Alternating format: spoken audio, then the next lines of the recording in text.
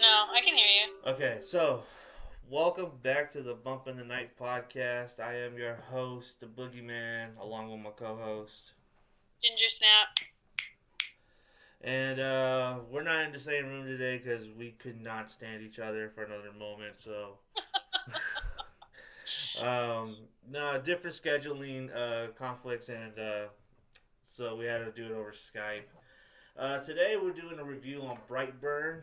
Uh, I don't know. I think we're on the same page about this movie, but I think we have different thoughts about it. Uh, Yeah, but I'm we, curious to know what yours are. but before we head into that, I do want to talk about Slasher season 3 because I know we both finished watching it, right? Yep, I binged it like in 2 days. What about you? Yeah, me too. I started. I think I started Thursday, and then I picked it back up on Friday before I went to Was work. it was it 8 episodes or 10 episodes? It I was eight. forgot. It was eight. 8 episodes. Okay. Yeah, I don't know how you could have dragged that out to like a 10 episode arc. Yeah, especially like since it all takes place in one night or like one day and one night. The one thing I do have like a big criticism with it though, because I do wish they had heightened the drama with the time. Like I do wish to Yeah, superimpose the time on there. I thought that would have been good because then you would have known where you're at every single time. You know? that's the thing. Yeah, and we're of course we're talking about the Netflix slasher series season 3 called Solstice, right? That was Yeah, the title of the Solstice. new one. Yeah, I was a little thrown off. I wasn't expecting it to be all in one day until I kept seeing, oh, they're in the same outfit. Because it kind of feels like a different day in each episode, but Hmm. then I realized, like, oh, they're wearing the same outfits, so it's the same day. Yeah. Overall, as a series, I don't think it's probably the I don't think it's probably the better of the three, but I do think it is heading in the right direction. I think season 3 kind of had a better arc Mm-hmm. and a better reveal. I still think season 1 is a little bit better. Uh, Is that your favorite throughout the whole series? yeah, I fucking hated Guilty Party, even though there were some really good practical effects and some really good kills. I Yeah. just fucking hated every single character in that fucking show, man. Oh my Well, god. here's the thing, even in this new one, like it's so mean spirited and like there's no likable character really in this new one. No, no. Like everybody's an asshole.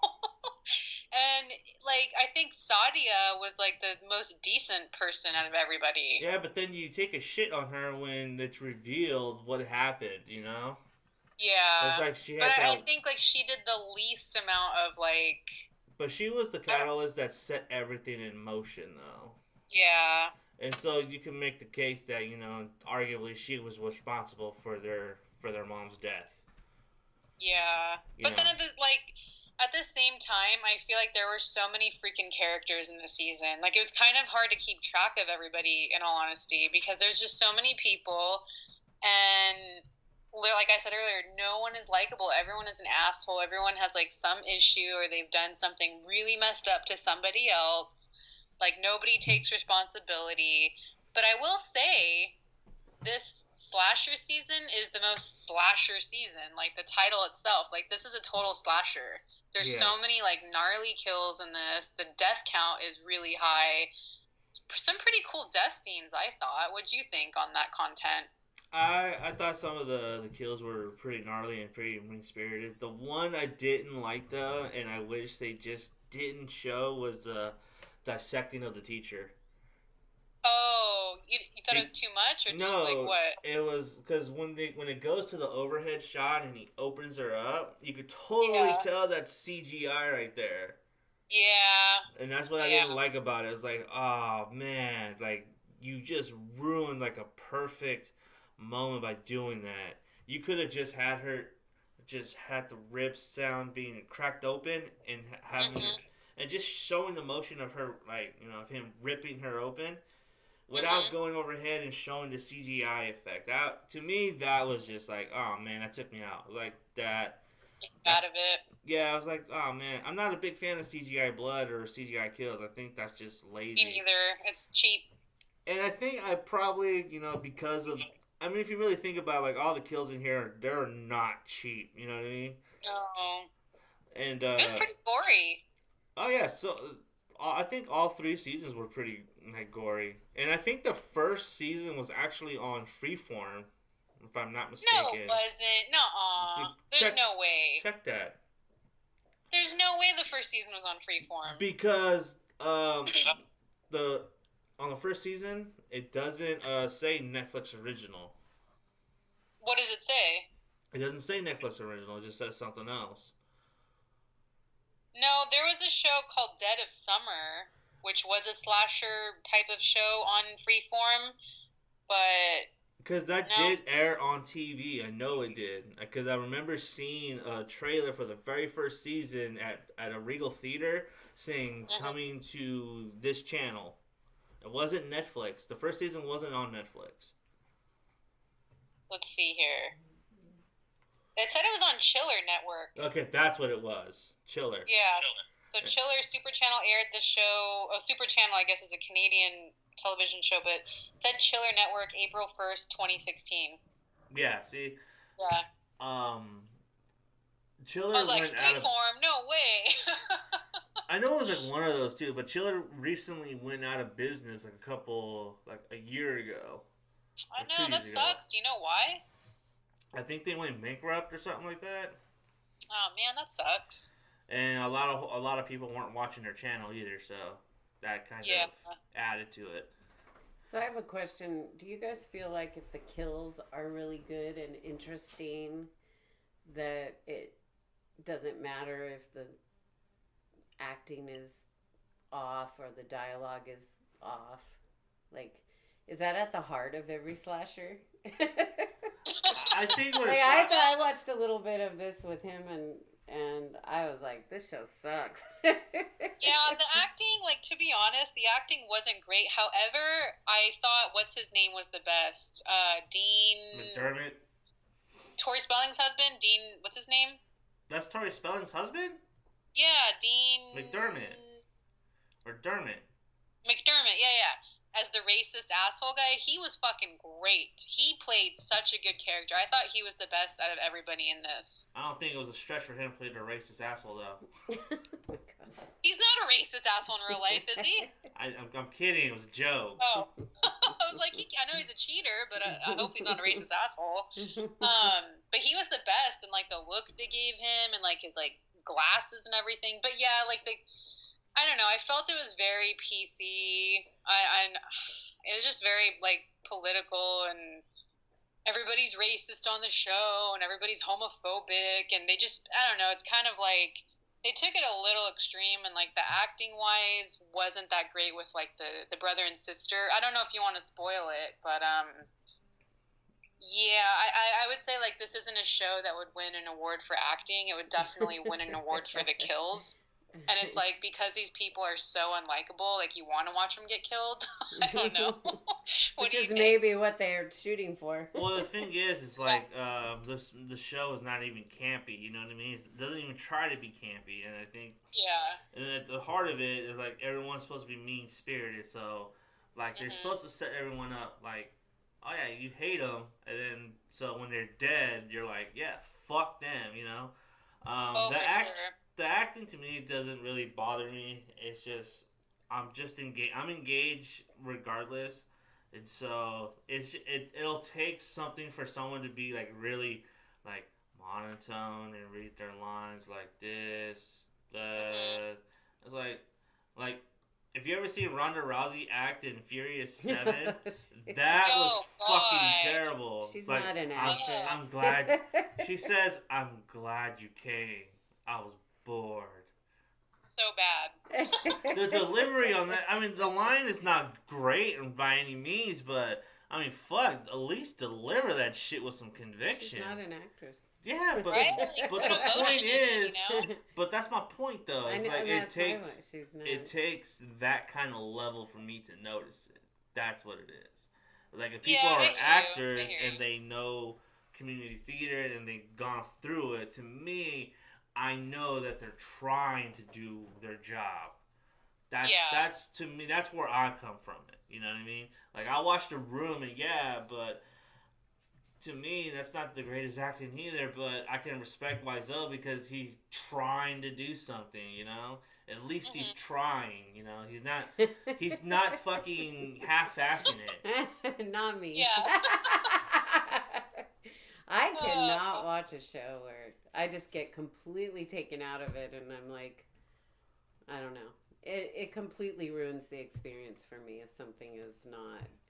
Unless, like you said, it's campy. The political stuff doesn't bother me if it's pulled off right. Like if they actually pull it off, but if there's like a bunch of bad acting and dialogue that doesn't seem true to me, and then I have a hard time sitting for an hour or how long they want me to sit. I can't 8 hours.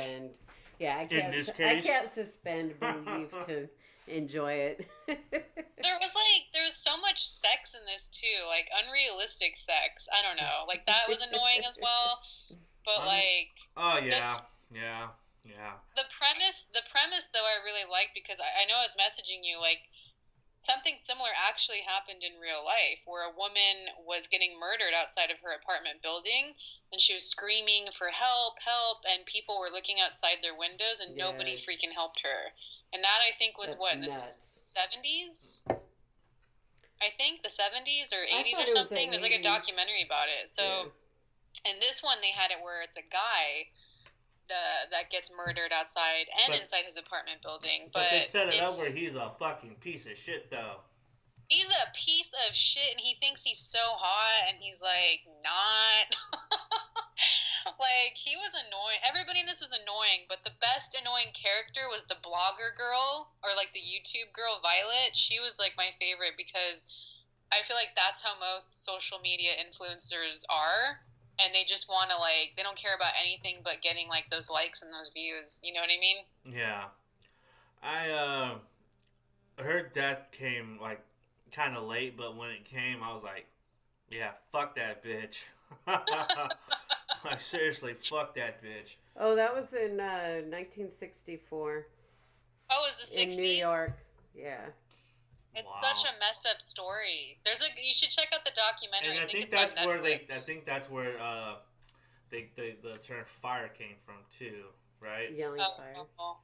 Like, well, I wonder where the Good Samaritan, because there's Good Samaritan laws now in place. I wonder not in all states, though. I don't think. No, not in all. But I wonder if it seems to me incidences like that inspired. Because there was another one, I think this one's more recent, of a guy drowning, and no one jumped in to help him. They just fucking got their phone. Yeah. I don't know. I have no respect. But I'm the type of person, like, I can't even see a dog on the side of the road without pulling over. Yeah. Let's save it. Was that in, I forget, was that in New York? The original, it was the girl being murdered? Was it in New York? I know it was on the East Coast somewhere, right? Kew Gardens, Queens, New York. Okay. Yeah. That's so messed up. Yeah, it makes me sick. Yeah. I don't know. I'm super intense about that. And then they doubled down on that by having the girl's mom, like, set herself on fire.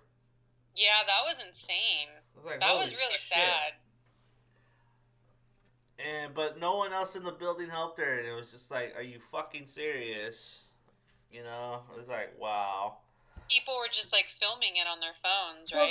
Well, that's just, and I feel like that happens a lot. Like, you turn on the news and people that are witnessing something, especially with like police brutality, they're just filming it. They're not like jumping in or helping or anything. We just had an incident in Santa Cruz where the guy was attacking the woman at the clock tower. Wow. And they said, no, that just happened. What was it, like 6 months ago? Or Jeez. Yeah, and he was trying to rape her.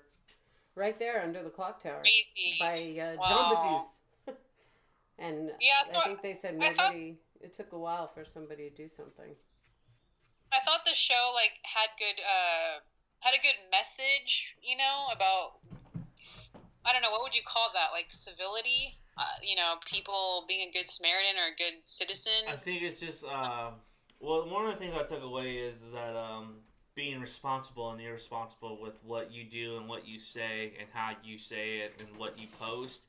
And with that is like becomes like the irresponsibility people. Like where does responsibility where does that person take responsibility for what they do and post on their show or what they say, Like their actions, when do they start to take responsibility for that? Mm-hmm. That's one of the major takeaways that I got from it. I feel like that was the theme of it because everyone was just posting and reposting, and then once that dude got lit on fire, it was just oh shit, or got killed rather. And then the mom got lit on fire, and then they posted the video. Yeah, it was just like, whoa, man, like that's irresponsible. Like you don't know what damage you're doing to the family. You know what I mean? Exactly, the family and like everything that surrounds them. Mm-hmm. So I mean, overall, I think I think this is probably the second best season. I think Guilty Party is okay. The killer in Guilty Party I felt was a little bit lackluster. I didn't like the reveal, the whole Dark Angel twist. I didn't really like that. Yeah. I didn't like that. The Executioner, I thought that was really well. I honestly liked the Executioner. I thought the Executioner series was really good. I liked it too. It was very creepy. The mask was really creepy too. And then the final girl on that was likable. She wasn't an asshole. Even though her parents were dicks, she wasn't. You know what I mean? Like she was likable throughout, so you wanted to root for her. But then in season 2 and 3, they kind of get rid of the final girl trope, and then everyone is just fucking like horrible. Yeah. I mean, and then in this one, they do have like a final couple, final two people. Don't want to give it away, but yeah, he usually dies in the other 2 seasons. Yeah, he made it through. He made it through this time. No spoilers, but yeah, I agree with you. I think like the Executioner is probably the best, and this one I would say is like the second best, and then Guilty Party is like the last one. So I agree with you, like as far as like the best seasons. And I think I read somewhere that it got renewed for season 4. Oh really? Yeah. I wonder what that one's gonna be like. So I hope that's good. I don't know. American Horror Story is gonna have to like really step it up this year if they're gonna try to do the slasher trope. Yeah, I was going to talk to you about that. I feel like they're a little late because they're doing the whole 1984 thing, and that was so, 4 years ago or, 3 years ago. Why is everyone obsessed with 1984? I don't know. Was that a good year? I mean, it's the book, so I don't know, I don't know either. I think that's the year. I mean, I can't. I don't have my phone with me, so I can't really Google it. But check what slasher movie came out in 1984? Was it Nightmare on Elm Street 84? Was it? Let me double check so I don't get any hate on here. Hold on. Too late. Everybody already hates you. No. Yeah. Nightmare on Elm Street came out in 1984. And when was the second Friday the 13th? Let's see here. 1981. That was part 2? Yeah. Part 2 came out in 1981? That's what this says. Wow, I thought that was later. Okay. I thought it was later too. All right, well, seeing Nightmare on... So, yeah, one of the biggest slashers coming out in 84, so, I mean, we'll see. But, yeah, they better make it good because the last couple seasons of American Horror Story haven't been that great. So I hope they do justice to the whole slasher thing. I haven't seen Apocalypse, so I don't know. I think the one before that, the one with the clowns and shit, I think that one was okay, but... Cult? Yeah, I wasn't a fan of it, though, by the end. Yeah, I didn't really care. I thought Evan Peters was amazing, but he's not going to be in the slasher season. No, he wants to be in movies now. Yeah, well, I don't blame him. He's a really good actor, so... And then I need to correct so I don't get it. So I don't get any hate. That I guess people did jump in the under the clock tower. For the guy that was attacked. Yeah, I guess she did fight him off for a couple of minutes before something happened, but it's not clear why. Before people did, but then people finally did, and I guess kicked the shit out of him, which is good. Jeez. So my bad. All right, Santa Cruz people. All right. And so Slasher season 3. Where do we stand on? What's how many snaps you give it? I'll give it like 2.5. I don't know what a half a snap is. Like, boop. Just putting your 2 fingers together. Right, with no sound. Yeah. No sound. My fingers are touching. Yeah, I mean, I think it's worthy just to watch for the kills alone. And like obnoxious, pretentious characters that you just despise, to see them get killed, I think it's worth a watch. And some of it is kind of creative. The apartment building's cool, like the inside, like the tropical wallpaper and like weird lighting. I thought that was kind of cool. So yeah, I just think it's, like we said earlier, it's extremely mean-spirited. There's like no happiness at all. It's very dark. I would say it's like the darkest season. Yeah. So I'll give it 2.5. What about you? I think I'd give it 2.5 as well. 2.5 Z's. I think the only reason I knock it down is because of that reveal at the end. Yeah. I honestly feel like it would have worked just as well had that explanation was not needed. You know what I mean? I felt like her confession to her friend at that moment, I felt like that series still could have worked. That ending still could have worked without you saying that. And then you would have left us with 2 characters that had that redeemed themselves. But then you have one character that kind of redeems himself, and then the other character who's kind of been like the only nice person throughout the series, and then you find out she's not a piece of shit, but you know she's a piece of shit because she reposted. You know what I mean? And then it kills me too that she types he was a good guy when it was obvious that he was not a good guy. Nope. Like, piece of shit. That fucking killed me right there. And I'm like, are you serious? To me, that's kind of a dirty move. And that's her. Yeah. And that's her friend's. And that's her friend. That's her friend's mom. You're supposed to have her back regardless. To me that bugged the fuck out of me. I was pissed off going to work thinking about it. Like, are you fucking serious? I know. So but hey, at least you got to see Bill Moseley in it for a minute. Oh yeah, he hits that angel dude at the back of the head. I was kind of honestly wishing he was the killer. I know, I did too. I kind of knew who the killers were in episode 6. I want to say. Yeah, I didn't. It's kind of obvious at that point. Really? I didn't think it was that obvious. Yeah, because they're never all together when someone's getting attacked. If you notice that, it's either him or her that's with Sadia. Oh, you know I didn't pick up on that. Well, now you do. You're welcome. If you guys ask me, my fingers are not even touching when it comes to that show. There's no moistness for me.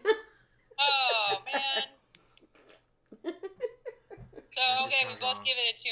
Yeah. I mean, it's decent. It's worth the binge, honestly. We do recommend you guys check it out, because if not for the kills alone, just for these piece of shit human beings, they're entertaining as well.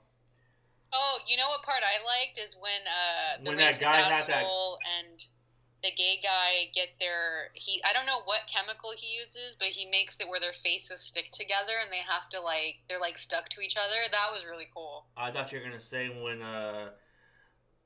Angel threw up Joe against the wall and started penetrating him. No. No, not that scene. And he's all filming it. I was like, oh my god. Ugh.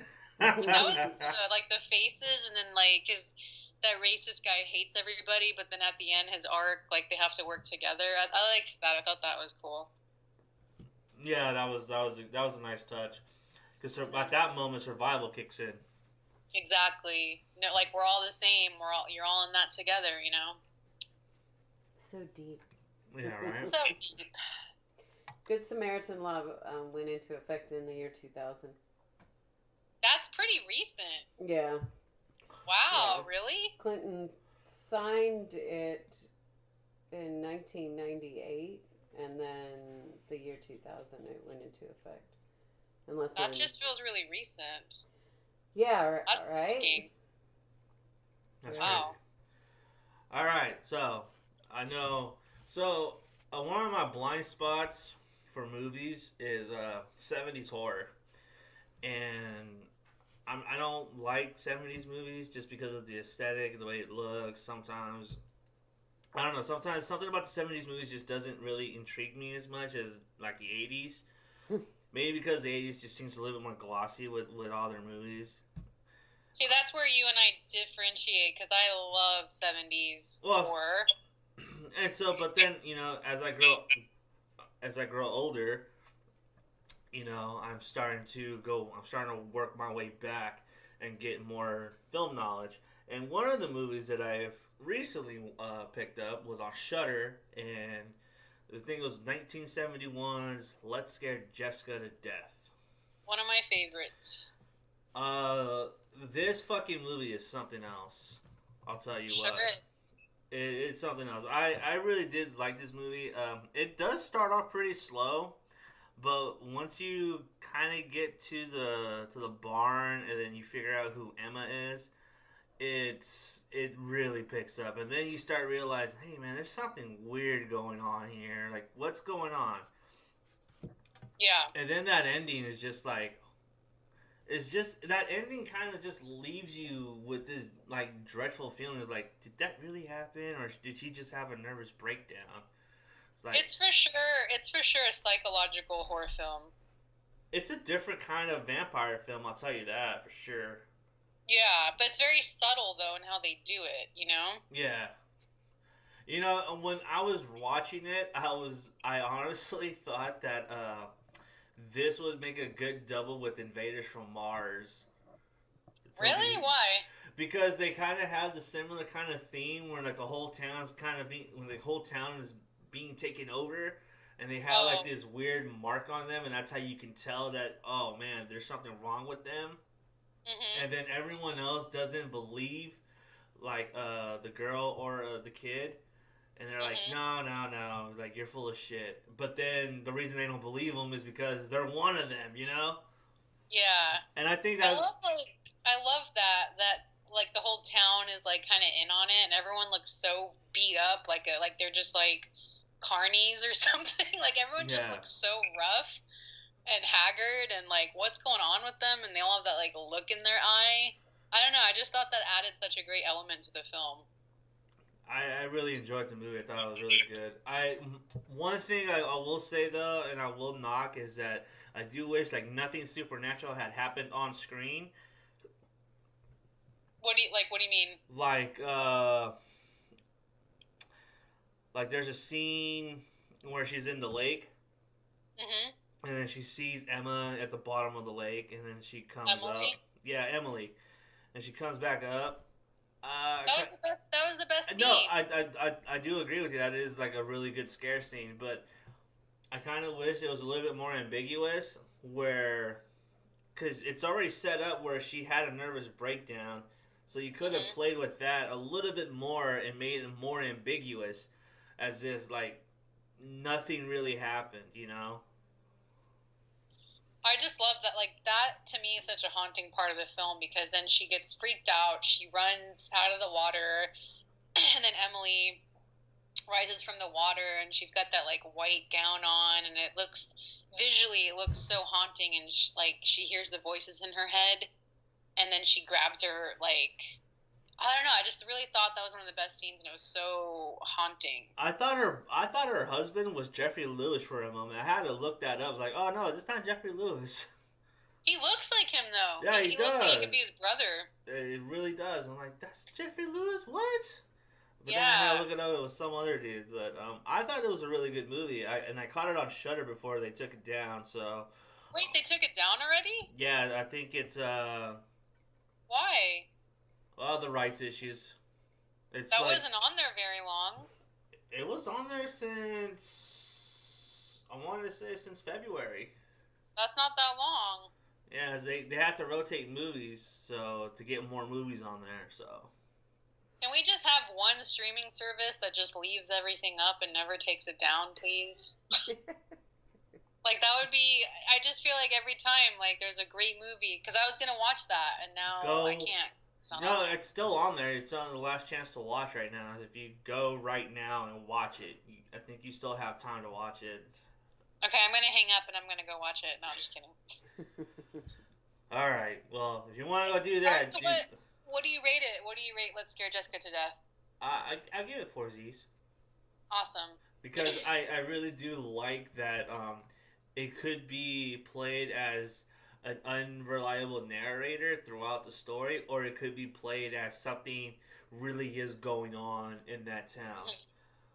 Yeah. And the thing is that like something is really going on in that town because they tell you something's going on in that town. You know what I mean? And that's kind of where I wish that it was, that the line was drawn, that they kind of were just a little bit more ambiguous with it. So it makes it like it's all in her head. And so that ending, you're just like, oh, she really did have a nervous breakdown, or did she? But, or did she? Dun, dun, dun. I really did like that movie, and I thought them all, like, walking out to the lake and watching her paddle to safety was just really, really creepy. Oh, it's such an atmospheric film. I love the music. I love the way it was shot, the acting, the sound, just everything about it. I just really love. It's a good summer movie, you know, because it has to, like, they're kind of like they're like by a lake, and like, I don't know, it just has like a summer vibe to me. No, I can see that. I totally see that. So yeah, I definitely recommend for people to check that out. And like you said, it is a little bit of a slow burner, but there's definitely a great payoff, and you won't regret watching it. No, I think that's Bump in the Night approved. Yep. Alright, so, main event time. You know where we're going with this, right? We're gonna talk about Superman, the Man of Steel. And what happens if he fucking loses all his shit and becomes a hormonal teenager with creepy intentions or evil intentions. Are you a fan of Superman? No, not really. I think Superman is the most boring superhero of all fucking time. I agree. He's so boring and such a goody-goody. There's like no depth to him. Yeah, and you know, I will commend DC for rectifying that after like the death of Superman, because then they kind of gave him more character depth, but that was just a little too, too late. You know what I mean? For me, anyway. Was that the Nicolas? Wait, what was the Nicolas Cage one supposed to be? That was the Tim Burton film, and that one was supposed to be Superman Lives. Why didn't they do it? Can you imagine Cage as Superman? I would have loved to seen that movie, honestly. Yeah, I would have too. Yeah, that would have been like my favorite movie. I would have loved to seen that movie, because I think that movie would have been so fucking awesome. Yeah. Oh, it's a shame we'll never have that. I know. There's a documentary, a really good documentary on Prime called The Death of Superman Lives. Uh-huh. It's a really good documentary, and it details the development to the process and to them going into shooting the movie. It's really fascinating to watch. Nice. But I think he's a boring superhero. His movies are even boring. I did not like the Christopher Reeve movies. I'm sorry, I just don't. I think they're just bad and cheesy. And yeah, I would say that too. Going and seeing them when I was little, I was always like, yeah, I always felt they were boring. I thought it was. Yeah. I thought they were boring. Like, I like Christopher Reeves as an actor, but those Superman movies just did not do any justice, honestly. I did like the show though, the Dean Cain show. I was really young when that came out, but I did like that. The Adventures of Lewis and Clark, or Clark and Lewis. Yeah. Yeah, I tried to watch that, but then same problem. I felt like, whatever. So Anything with who's your Superman. favorite like superhero then? Batman. Yeah, same here. Batman would be my favorite, or Spawn. I feel Batman just has a lot of issues, and And he's dark, very he dark. there's a lot of depth to him, you know. So Yeah, and his movies are, and it doesn't hurt that his movies are good either. true. You know. Very true. But yeah, I don't know. I mean, I might get some hate for this later, but they're gonna say, "Oh, you need to check out this series." Blah blah blah. Look, I know about the Injustice series. I know how Superman loses it. Trust me, like I keep up on this, but to me, I don't like Superman. I think he's a cheat code, really. Yeah. I mean, I did like the Man of Steel movie, directed by Zack Snyder. I thought that was such a good movie, and I thought that was the Superman movie that we needed. And they gave Clark Kent a little bit more depth and a little bit more anger. I will say that movie right there is like my favorite Superman movie. I haven't seen it. Man of Steel is a really good movie. It's really good. Actually, if you watch Man of Steel and watch Brightburn, like that first half of Man of Steel is the exact same half that we see in Brightburn, just longer. Oh, no way. Yeah. That's cool. And so, which leads me on to Brightburn, which is basically an evil Superman, Bizarro Superman, as they would call him. Superboy. Superboy.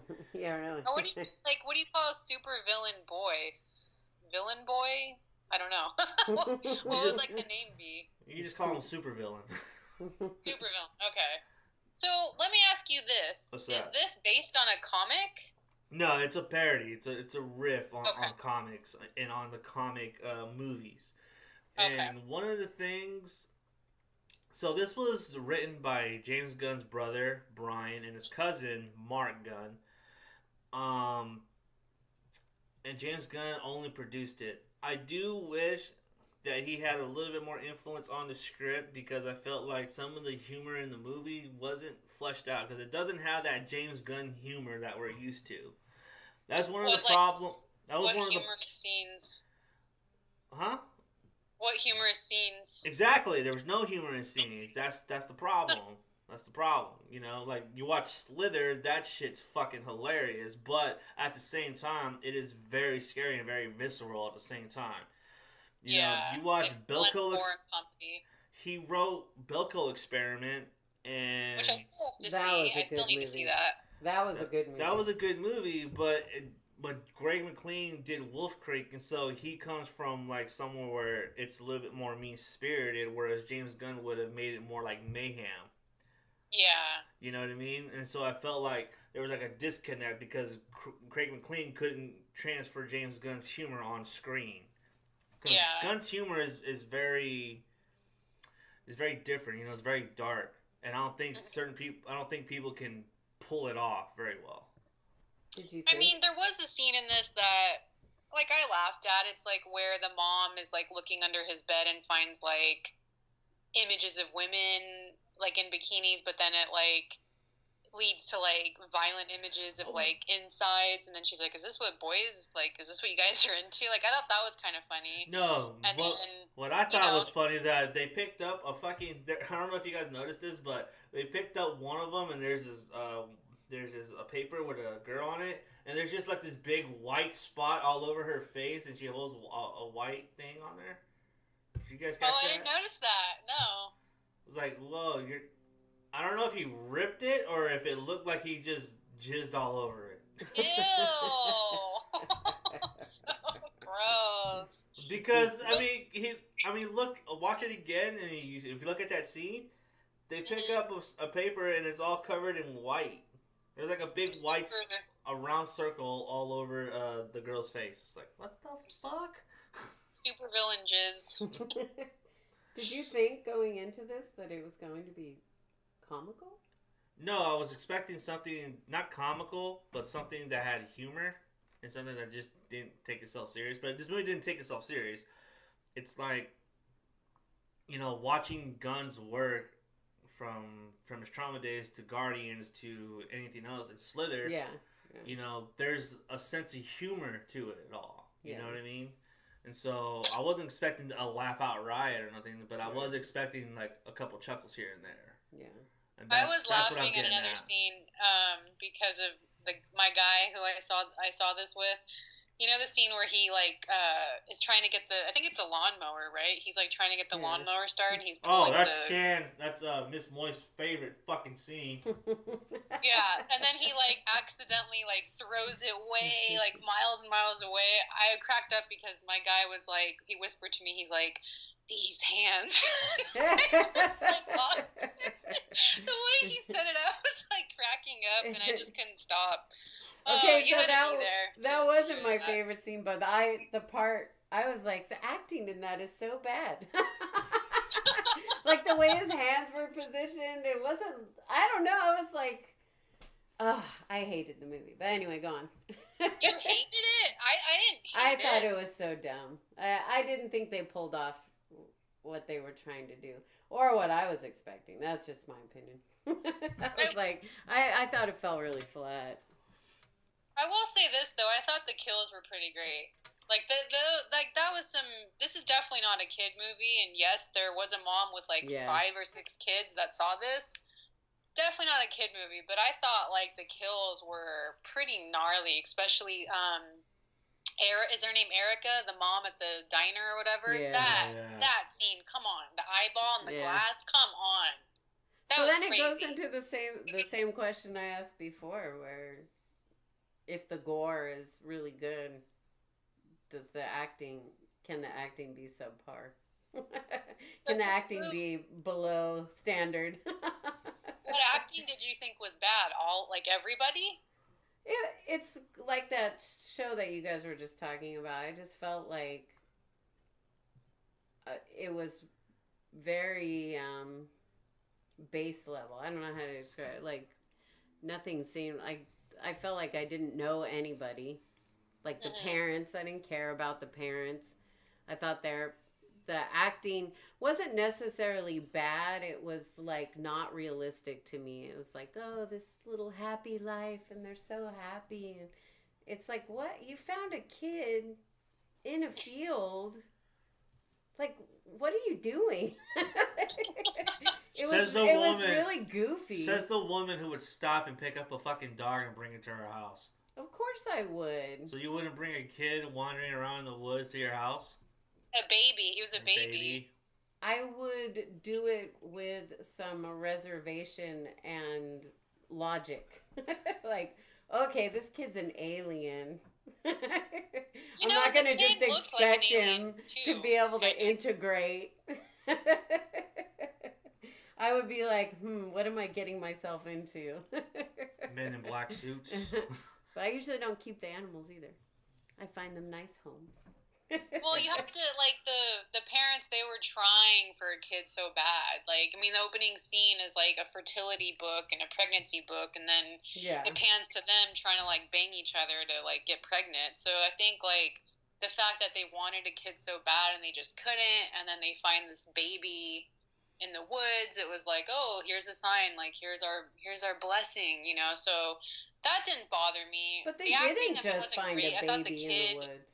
Was good at times, and then there were other times he wasn't good, where he's like, you lied to me. I didn't think like that acting was good, but when he acts very cold, where they're like, oh, your uncle died, and he's like, okay. Like, just dead cold. I liked that. And then he just eats his cereal. Yeah, like no biggie, no big deal, you know. And he looked like an alien to me, which I thought was kind of cool. But which is probably why they picked like the narrow face. Yeah, the eyes are kind of wide apart. Yeah, that haircut's not doing him any favors either. Yeah. But, you know, I thought, like, I could see, like, other people were saying how they wish they saw him take over the world a little bit more, but that's what I wanted to talk to you about. I feel like if they were to do a sequel, that would kind of be the sequel. Like, this, I think, was, like, the origin story of focusing on who he is at a young age, where he came from, you know, kind of like developing puberty with his powers and realizing he's got all this strength and power. So it didn't bother me that he didn't take over the world, but what did you think? So there's a thing. So they did some world building here. because when she looked it up, looked at the meteor showers, there were 5 other meteors that hit Earth at that time. That wasn't the only one. And then they touch on that with Michael Rooker fucking doing his best Alex Jones impression. And At the end. and there is and then he says something, and then there's a picture of a grown man in like a cheap Flash suit. Yeah. Now, that, I don't know if you're familiar with, but that's from a movie called Super, starring Rainn Wilson. Huh. Which was also done by James Gunn. And so, also, the Darby's Diner, that's his last name. Wait, that what? The diner that Erica worked in, Darby's Diner, that's his last name in the movie, Super. Oh. Huh. And so it's people are speculating, it's like, oh, if there is a sequel, we could possibly see the return of Super, of Rainn Wilson to this universe, which I would be all for, honestly. Do you think they would have him be, so he would, Brandon, who is Brightburn, do you think they would have him be older? Like an adult? Probably not an adult, maybe more of a teenager. Because he's 13 in the movie, right? Or 12? Yeah, so I think maybe around like 15, 16 or something like that. But that'd be way too long for someone to actually take action. Yeah, unless they lock him up somehow and he escapes or something. Well, the thing is too is that they introduced like 5 other evil iterations of superheroes. You have an evil Wonder Woman, you have an evil Aquaman, you have an evil Flash, an evil Green Arrow. So, you know, another thing I was reading too on the forums that a fan was pitching, what if they did a Justice League movie, a Justice League type movie for the sequel where those guys are basically the Justice League, and they are like, they're not that evil, they're just anti-heroes, and they all go against Brightburn. They go against Brandon. And so Brandon is fighting this group of anti-heroes over here, and then Super comes in and joins in, and then they all like destroy the world or some shit. What year did Super come out? That was a long time ago. I think that was after Guardians, the first Guardians, so like 2015. It was like a really low budget indie movie. I haven't seen it. It sounds interesting. I like Rainn Wilson. Yeah, I think it's still on Hulu right now. Okay. If not, you might have to watch it on Prime. But so is he like a bad villain as well? No, like he's a hero. He's or... a superhero, but he doesn't really have superpowers. He just thinks he's a superhero. But it's kind of like the Kick-Ass, like the grown-up version of Kick-Ass. But yeah, I mean, to me, I really did like this movie. I thought it was interesting. I thought it was an interesting take on Superman's origin. Yeah. And I thought, you know, and it kind of raises the question about nature versus nurture. You know, you can come from a loving family, you can be raised right, you can have everything, you know what I mean? You can be raised properly, but if it's in your nature to be evil, I mean, How do you know he was raised properly? Because he comes from a good family, so you see. Do they come from? I mean, that was part of my. You don't feel like you really know them at all. They're like in La La Land. But I think like you just have this very general idea of how they are. But to me, I think that they did their best, and they were trying to be good people. They come off as good people. He always worked with his dad. Like, you could tell, like, he always did chores with his dad. His dad was trying to teach him how to do farm stuff. The mom was kind of interesting because, like, I felt it was kind of weird because she looked kind of rock and roll to me, but yet she lives on a farm. I thought that was interesting. Because they were trying She's wearing a Ramon shirt. Yeah, and she had, like, purple see, highlights. That's what I mean. Everything was, like, an idea of how it should be, but something was missing. It was very like this.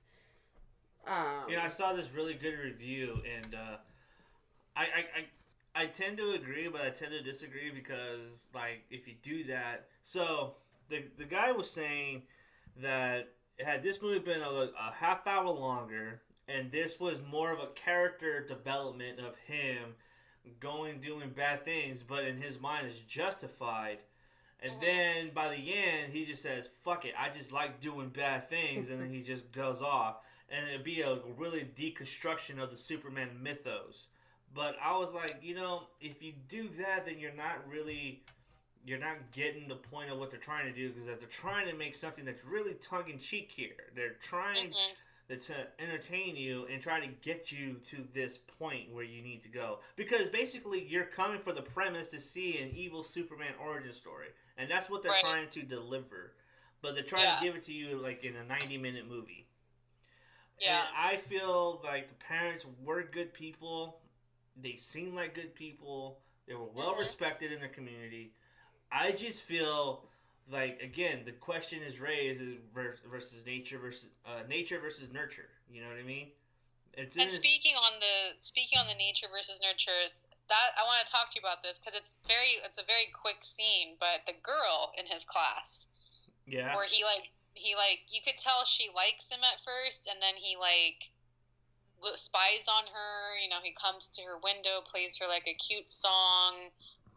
But he's kind of a creep at the same time, and then she finds out it's him, and then she doesn't like him, and then he breaks her hand, but then he comes back to her room and gives her flowers. So what do you think that was about? Do you think he actually liked her? Yeah. Because he is hitting puberty. Well, yeah, I mean, it's also juxtaposed with the conversations. Like, it's okay. It comes with the conversation about having that sex talk. Yeah. So that sets it up. So can a villain love someone else? Yeah, a villain can love someone. So that should be the sequel. I actually had the good idea for the sequel, and I thought this would have been great. My idea would have been, it takes a year later. But he hasn't taken over the world yet. But he's kind of taken over Brightburn a little. Yeah. Right.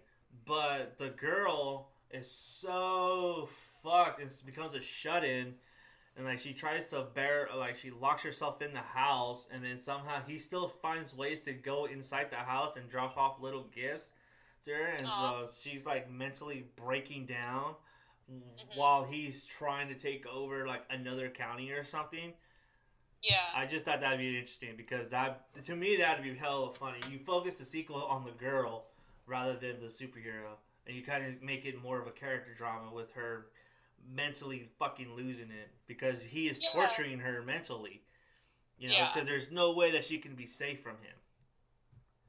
Yeah, I like that, and I think that would be a good sequel. They're a little bit older, maybe they do it, you have this sick little twisted romance. I don't know, I like shit like that, and I wish they would do more types of films like that. Well, I don't think the romance should be reciprocal though. I think it should be a one-way, how we were talking about our cycles in love, how all those relationships are always one way and not two ways.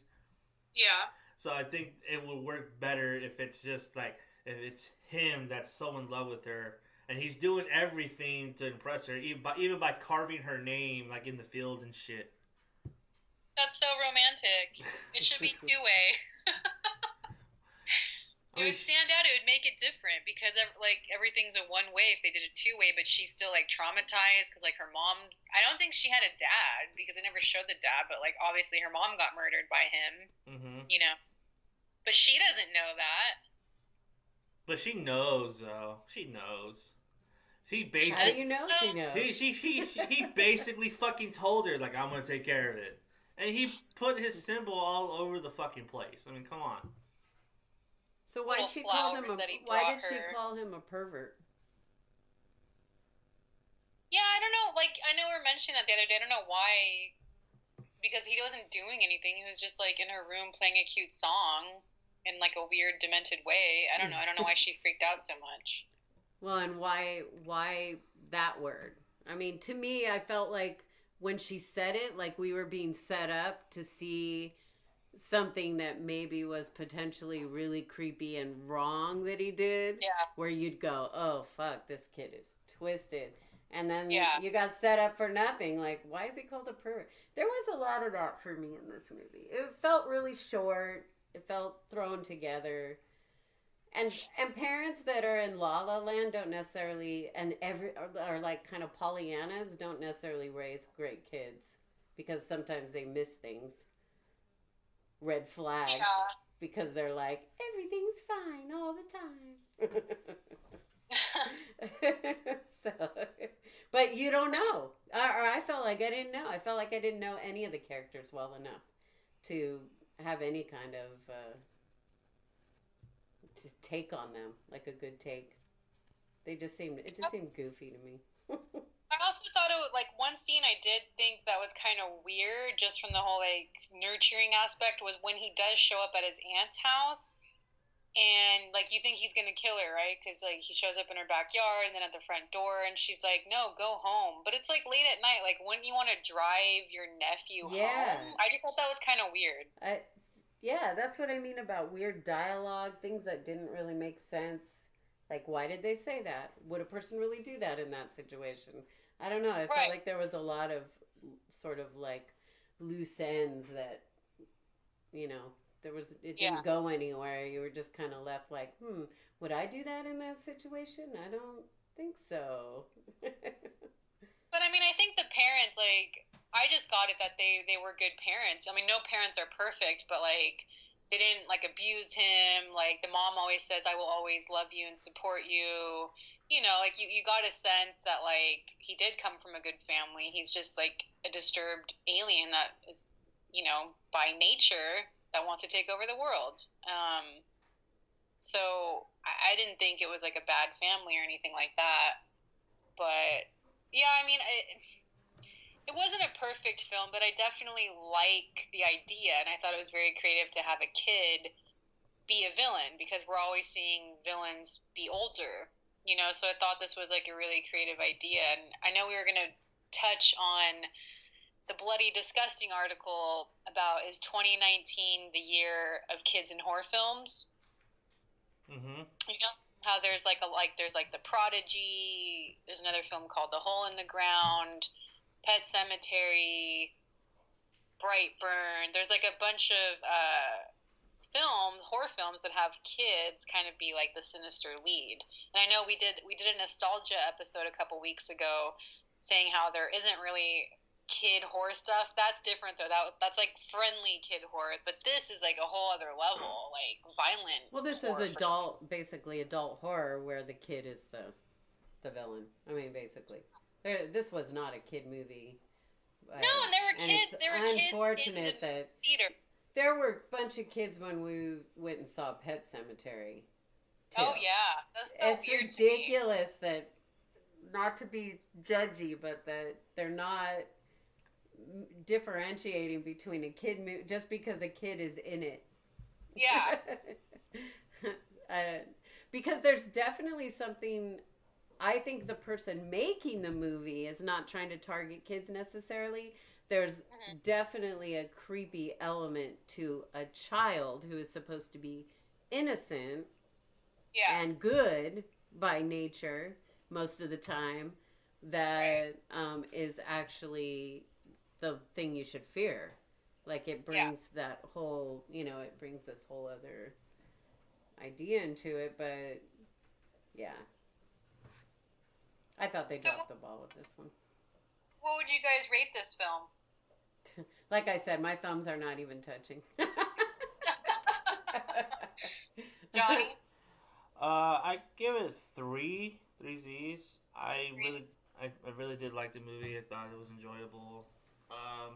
Not a complete deconstruction of the Superman mythos, but you kind of got what they were going for. A lot of references to like Smallville, Man of Steel, a lot of Superman references. So I honestly feel like, I said this too on when I did the Infinity War, the Endgame review, is that if you didn't watch Iron Man all the way through Infinity War, you're gonna miss all those little subtle moments. And I feel like this is kind of the same thing. So I feel like they were relying heavily for people to understand the Superman's origin.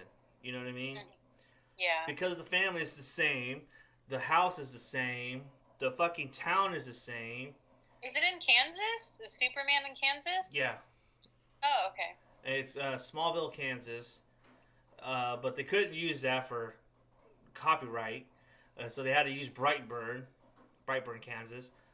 So it's just like a lot of little details on there as well. I feel that's what they were really relying heavily on because they expected everyone to see Man of Steel and kind of get that parallel of Superman growing up, and as opposed to Brightburn growing up. What about the How did ending, they though? how did they not get sued? It's a parody. Like you say, it's a parody, and you should be good. Weird Al Yeah. knows all about those. But what about the ending? The ending was comical. Oh, I Michael really Rooker? liked The ending of the the ending, and movie I was loved the the song that ending they was chose. good. Oh yeah, because I have a feeling that was all Gunn right there. That was all James Gunn. Yeah, that was good. So that part was my favorite part. Wait, there was nothing after that, right? We didn't stay, I didn't either. so I was like, I don't think there's gonna be anything afterwards.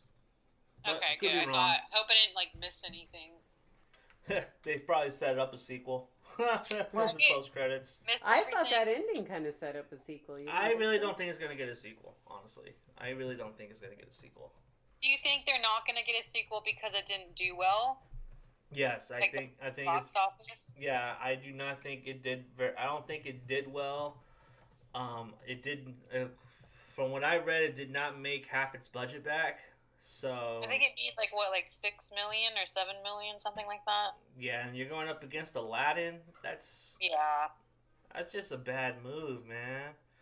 They should have waited, or I honestly think, and I told you this yesterday. I honestly think if this movie came out in March, like in between Captain Marvel and Shazam, you would have had that alternative, like in between those two superhero movies, to go see a supervillain movie. yeah. I think that's what hurt it. I think they waited a little too long because you have the biggest comic book movie coming out in April, and then you release this movie. It's you know what I mean. Like that's not good timing. You should have had this timed perfectly, like in March. This would have been like a key spot in March for this movie. Do you think this will have like a cult following down the line? Maybe. Maybe.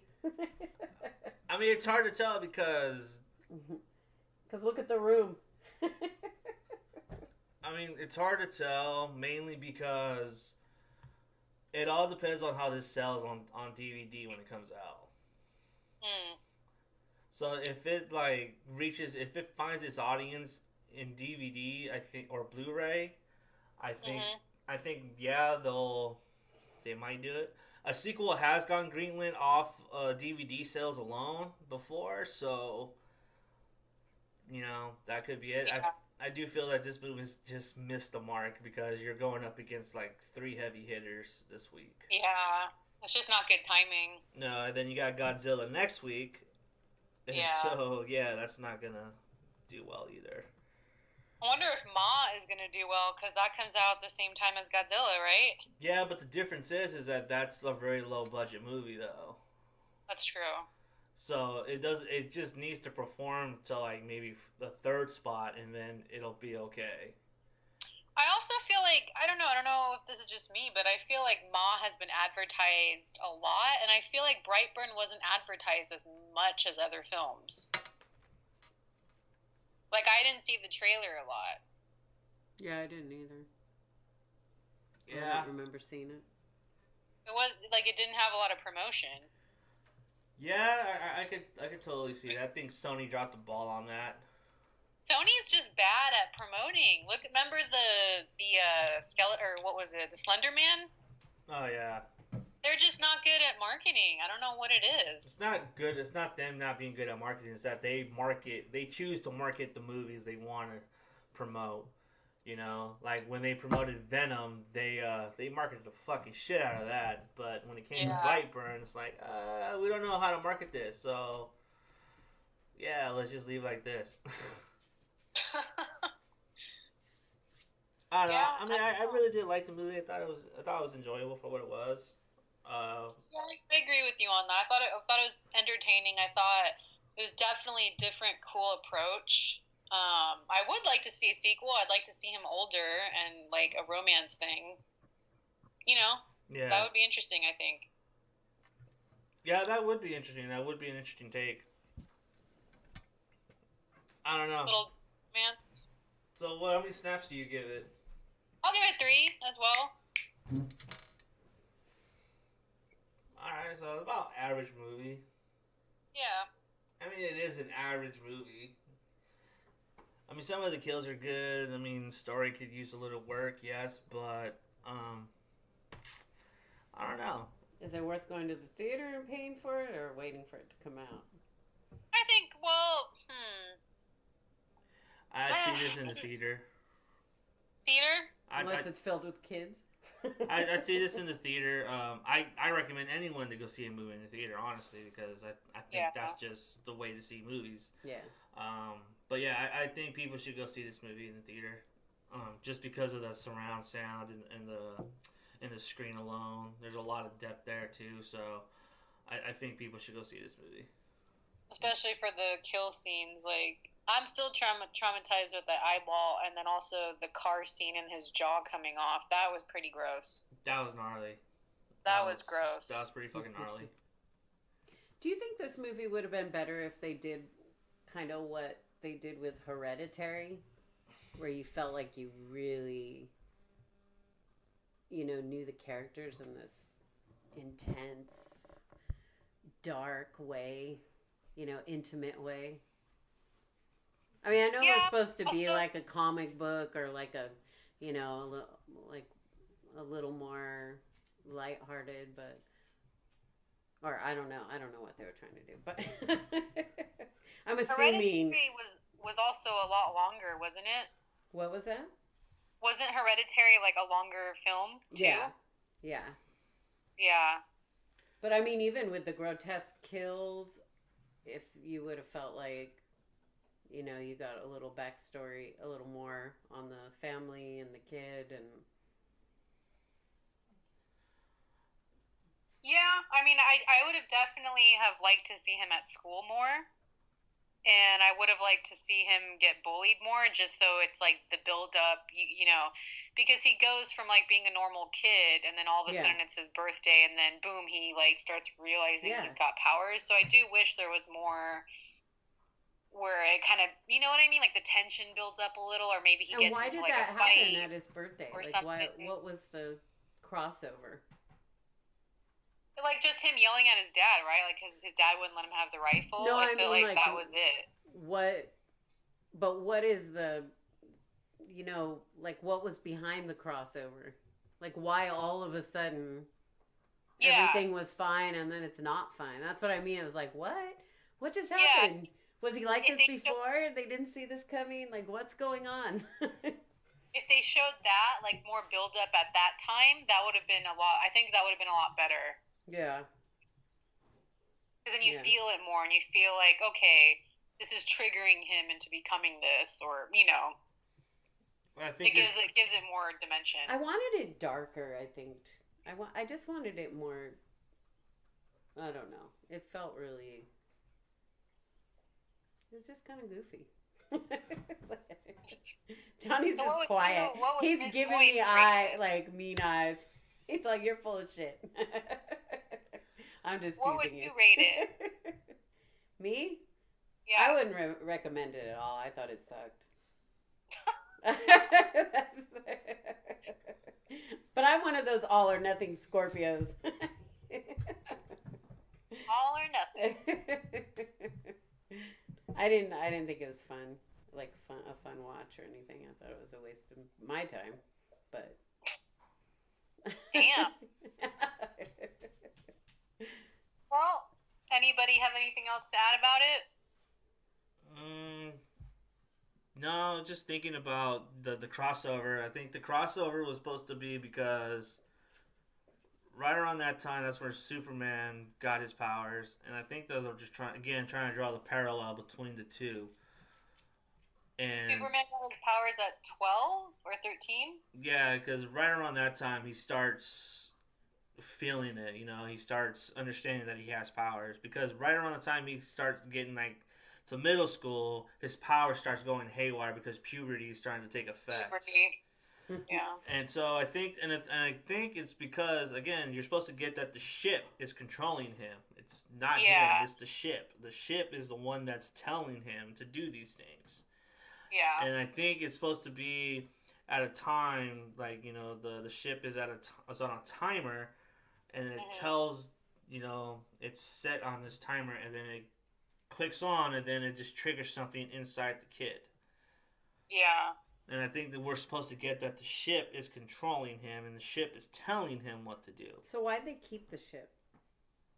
What else would they do with it?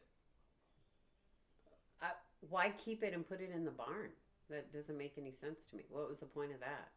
To protect him as evidence.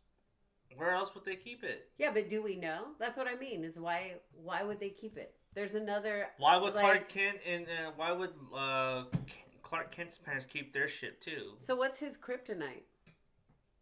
It's something on the ship, but we don't know. But it also cuts him too. Which also sets you up for a sequel. Again, but I feel like there will be if they did do a sequel, there'd be more explanation and background. Yeah, I really don't think we'll get one though, honestly. Well, they didn't give you much explanation or background for the movie in itself. So if they did a sequel, what? They'll probably remake this in 5 years. Who are we kidding? Right. So I mean, hell, if what's that comedian that's gonna remake Saw? Come on. I don't know. I mean, that's just to me. That's just what I got from it, and I think that to me that just works. And it's best not knowing everything. I hear you. And I think that the reason that we don't know what his weakness is because, again, it's like there is no superhero. There's no one standing in his way, and I think that's the point you're supposed to get across. It's like there is no one to stop him to do what he wants to do. And I think that's what they set you up for. Yeah. Yeah. But, check it out if you guys want. As you can see, it's not divided. It's just 2 out of 3 of us just didn't like it. My opinion doesn't matter. Well, you're sure talking like it does. Yeah. So what happened over there? Did you drop your laptop? I just dropped something. I just dropped my kryptonite. Your margarita? No, I'm not drinking right now. It's 5:00 somewhere. Oh my god. That's next Jesus. episode. Yeah, so I mean, we liked it. Ms. Moist didn't care for it. It's definitely an interesting take on a supervillain film. I say check it out just to kill some time. I think the one movie, I will say this before we go, I think the one movie that did to set up a supervillain very well was Split. Because that is... fuck you. Listen. To me, that sets up a very... Because that in itself is a supervillain origin story as well. Yawn. No. Yawn. Shut the fuck up. I'm serious. Yawn. Think about it, though. That is... Because basically, that's what that movie is. It's a supervillain origin story. That's what it is. Boring movie. I fell asleep to that. Oh, Did you really? Yeah. I did. I thought it was so freaking boring. He, don't get me wrong, he was great in it. James McAvoy, he was an amazing actor in it, but I'm just okay. And then me and my friend were snoring and what? Oh, is it over? It was so boring. It was not what I expected. You're garbage. You're garbage. You're garbage. All right, you know what? We're ending this show. We're done.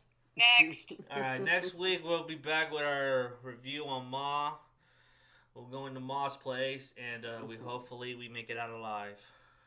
Welcome to Ma's. Till then, man, stay scary. Stay scary. Bye. Bye.